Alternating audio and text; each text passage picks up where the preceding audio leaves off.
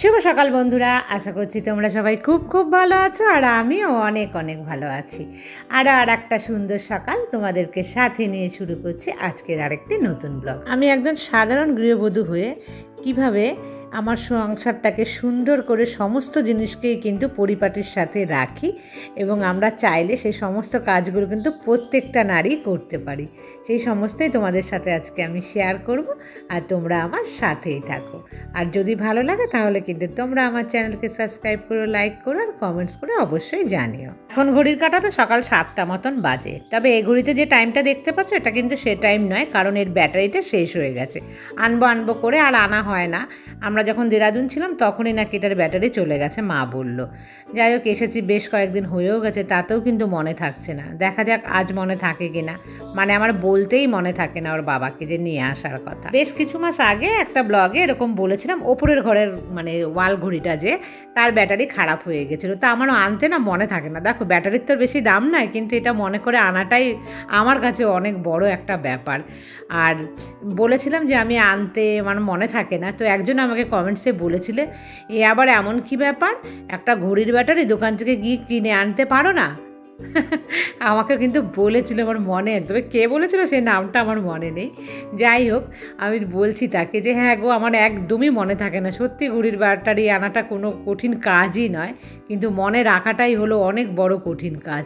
আর আমি হলাম এই ঘড়ির ব্যাটারি আনাতে ভীষণ ভুলো একটা মানুষ। দেরাদুনে গিয়েছিলাম, অনেক দিন রেস্ট নিয়েছি বন্ধুরা।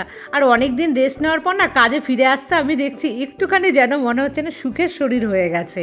তোমাদের কি কারো এরকম হয়? আমার কিন্তু হচ্ছে, মনে হচ্ছে না যে কাজ করি।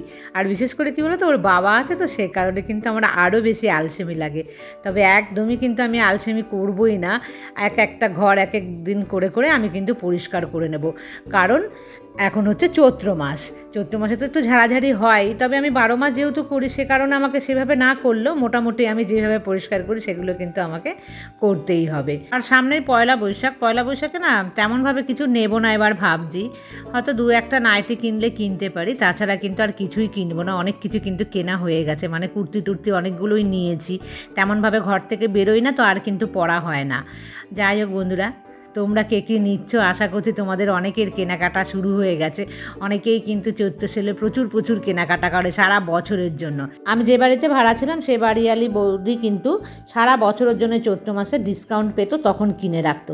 মানে ধরো কারো বিয়ে পড়ছে, বা পড়ুক বা না পড়ুক, সে বিয়ে বাড়িতে কী গিফট দেবে, শ্রাদ্ধ বাড়িতে কী গিফট দেবে, এগুলো কিন্তু কিনে কেটে রেখে দিত।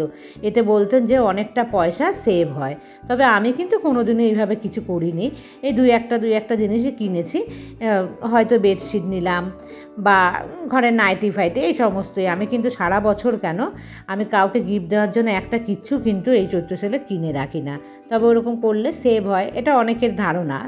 এ ঘরে যে ঝুল ঝাড়ার কাজটা আমি করলাম, এই কাজটা কিন্তু আমার হাজব্যান্ডের করার কথা ছিল। সে বলেছিল আমি করে দেব, কিন্তু সে দেখো একদমই কিন্তু নিচে আসলোই না, সে শুয়েই আছে।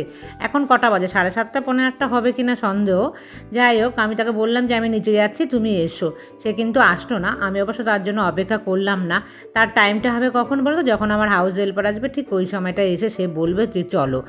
তখন তো আর করা যায় না। তো আমি তার জন্য অপেক্ষা না করেই কিন্তু আমি নিজেই করে নিলাম, কারণ 12 মাসের কাজ আমি নিজেই করতে পারি। সে কারণে কিন্তু তার জন্য আমি একদমই অপেক্ষা করলাম না। আর এই বেডশিটটাকেও এখনই আমি ভিজে রাখছি, তো আমি কেচেই দেবো নিজেই। আমি আর ওর জন্য রাখবো না, এটাই কিন্তু মনে মনে ভেবেছি। তবে ঘুরে এসে প্রচুর কিন্তু জামা কাপড়গুলো বেরিয়েছে, সে সমস্তই কিন্তু সে ধুয়ে একদম মানে ভাঁজ করে রেখে দিয়েছে। তবে যখন নিচে আসছিলাম সে কিন্তু বলেছে চা। আমি বলেছি না, চা এখন দেওয়া যাবে না, আগে কাজটা আমি করে নিই, তারপরেই তোমাকে কিন্তু আমি চা দেবো। কারণ আশিবাসি সমস্ত থাকে না, সেগুলো না সেরে হঠাৎ করে কিন্তু দেখো কিচেনে গিয়ে চাটা বানানো যায় না। সে কারণে আমি আরেকটু হুটোপাটা করছি, ভাবছি যে ও যতক্ষণে আসবে ততক্ষণে আমি নিচের কাজগুলো সেরে ফেলি, মানে বাসি কাজগুলো। আর আমার ঠাকুরের কাজটা হয়ে গেলে কিন্তু সব থেকে সুবিধে হয় সকালের। তো তারপরেই আমি ওর জন্য চা বানাবো। আর মনে মনে চাইছি যতটা লেটে আসে ততটাই কিন্তু আমার ভালো। আমি দেখো সমস্ত কাজগুলো গুছিয়ে নিয়ে চলে আসলাম ঠাকুরের কাজটা করতে, মানে ঠাকুরের সকালের ভোগটা দিতে। তেমনভাবে তোমাদের সাথে কিন্তু একদমই আমি শেয়ার করতে পারছি না আমার ঠাকুর, মানে আমার ভগবানদের তোমাদের সাথে। তো বন্ধুরা, আস্তে আস্তে আমি মানে একদম নর্মাল লাইফে কিন্তু ফিরে যাচ্ছি। তো তোমরা আমার কিন্তু সাথেই থাকো।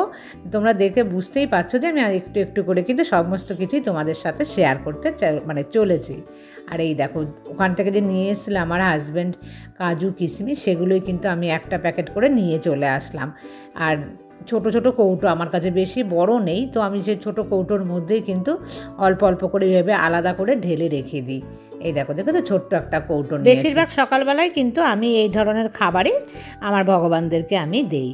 আর এই দেখো কাজুর ভেতরে দেখেছো কি থাকে না একটা, দিলে যেন নষ্ট না হয়, সেই প্যাকেটটা কিন্তু এর ভেতরেই আমি ঢুকিয়ে দিয়েছিলাম, খেয়াল করিনি প্রথমে।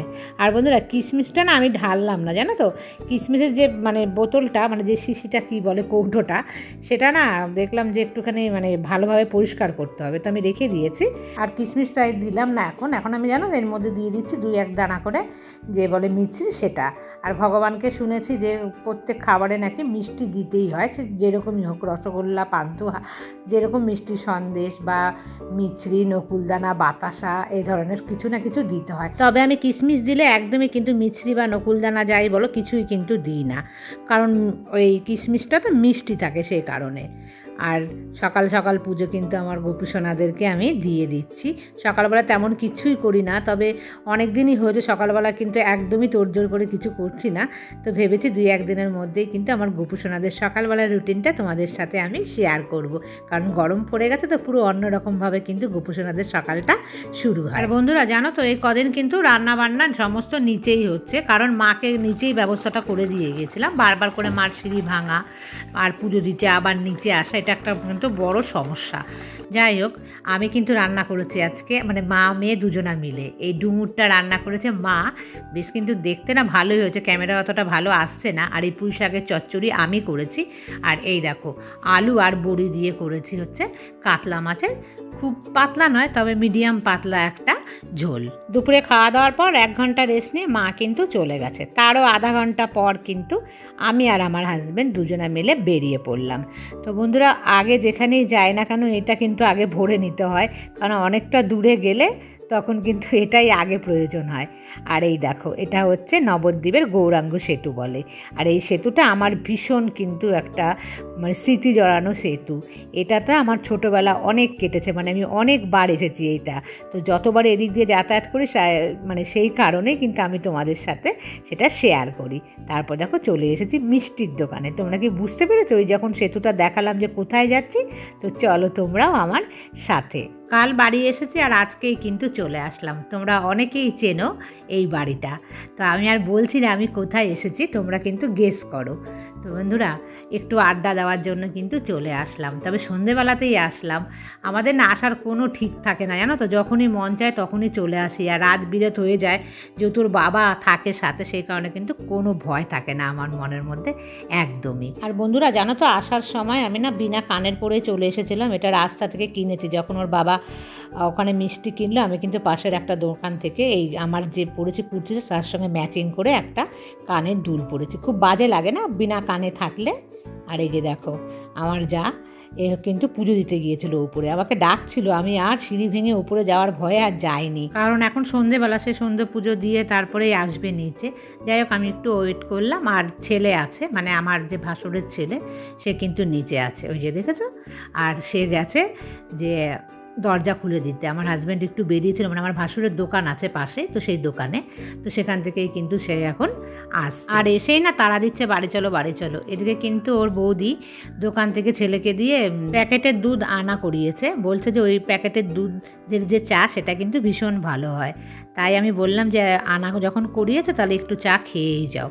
তো ওর বৌদি কিন্তু ওকে মিষ্টি, সিঙ্গারা সেগুলো দিচ্ছে খেতে, আর আমাকেও দিয়েছিল আগে। আর এই দেখো চাটা কিন্তু দারুণ হয়েছে না দেখতে, আর খেতেও কিন্তু বেশ ভালোই হয়েছে।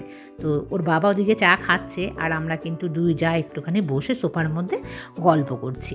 বুঝতেই পারছো অনেকদিন পরপরই আমাদের সাথে দেখা হয়, দেখা হলে কিন্তু তখন একটু বেশ চুটিয়ে গল্পও হয়ে যায়। এদিকে কিন্তু দাদাও চলে এসছে দোকান থেকে, দাদা এসে বলছে খাওয়া দাওয়ার জন্য, খুব জোর করছিল যেন আর রাতেবেলা খেয়ে দিয়ে যাই, কিন্তু না আর করিনি, কারণ বাড়িতে সম্পূর্ণ রান্না করাই আছে, সেই কারণে বললাম যে অন্য আর একদিন আমরা আসবো। তারপর দেখো কোথায় চলে এসেছি জানো, এটা কিন্তু আমার হাজব্যান্ডের একটা স্কুল। আমার হাজব্যান্ড কিন্তু এই স্কুল, মানে এটা হাই স্কুল, এই স্কুলে পড়াশোনা করেছে। এটা কত বছর, বেশ অনেক বছর পূর্তি উপলক্ষে কিন্তু এখানে একটা বেশ বড় সড়ো প্রোগ্রাম হচ্ছে। তো যাচ্ছিলাম ওর পাশ দিয়ে, বললো যে চলো একটু দেখে আসি এখানে কী হচ্ছে। তো দুজনা কিন্তু আসলাম।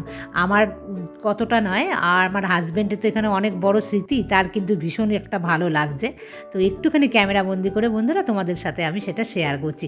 এখানে কিন্তু বেশ গানের একটা ভালো প্রোগ্রাম হচ্ছে, হিন্দি গান, বাংলা গান যা বলে, আর বিশাল বড় একটা মাঠ। এই স্কুলটার কিন্তু ভীষণ নাম আছে এবং বিশাল বড় একটা স্কুল, বিদ্যানগরে জিডি বিদ্যা মন্দির স্কুলটার নাম।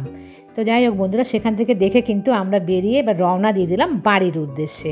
অনেকটা রাস্তা কিন্তু, আর তার মাঝে কিন্তু আর একজনের বাড়িতে গিয়েছিলাম, মানে ওরই এক জেঠতো দাদা, তার বাড়িতে। আমি কিন্তু সেখানে আর তোমাদের ক্যামেরাবন্দি করিনি।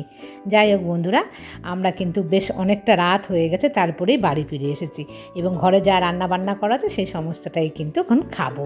তো বন্ধুরা, আজকের মতন এই পর্যন্তই রাখছি, আবার দেখা হবে নেক্সট ব্লগে। ততক্ষণ তোমরা সবাই ভালো থেকো, সুস্থ থেকো, সাবধানে থেকো। Good night.